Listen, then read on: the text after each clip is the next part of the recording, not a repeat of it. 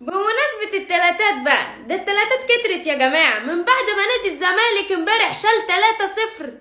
النهاردة فيوتشر بيفوز على البنك الأهلي 3-0 برضه، وبيرفع رصيده للنقطة 34 في المركز الثالث. ايه يا جماعة كمية التلاتات دي؟ يعني نادي الزمالك امبارح شال 3-0 التالتة التانية دي يا جماعة. ايه يا زمالك في ايه بجد؟ انت يعني تخصص ان انت يخش فيك 3 بس؟ يعني بقيت ابو 3؟ انا امبارح طبعا ما عرفتش اطلع اتكلم لان كنت مشغولة بصراحة، بس طبعا مش هيفوتني يا جماعة ان انا ما اقدرش ان انا ما اطلعش اتكلم على غريمنا. والله استحي ان انا اقول غريمنا بصراحة. شال 3-0 وبقى ابو 3 تاني. 3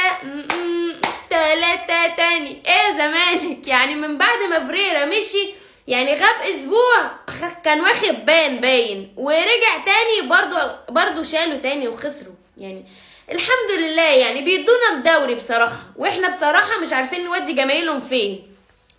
ونيجي بقى على الجانب الاخر، ريال مدريد يرتدي ازاي الموف بالكامل قدام النادي الاهلي غدا. ربنا يكرمنا يا رب، يا رب ما تشمتش الزملكاويه فينا يا رب، والنبي الاهلي يكسب بكره. انا عارفه طبعا ان هي يعني مستحيل، بس ما فيش مستحيل طبعا على النادي الاهلي. يعني ان شاء الله خير وان شاء الله نكسب ماتش بكره. يعني بتمنى والله العظيم يا جماعه، يعني حلمنا واملنا كبير في ربنا طبعا ثم النادي الاهلي ان احنا بكره نقدم ماتش كويس جدا ونكسب ريال مدريد. هي احلام العصر بس ان شاء الله تتحقق. دلوقتي الهلال مسجل الهدف الاول 1-0. سالم الدوسري سجل الهدف الاول للهلال. شكلها تبقى نهائي هلال وريال مدريد، ربنا يستر يا جماعه.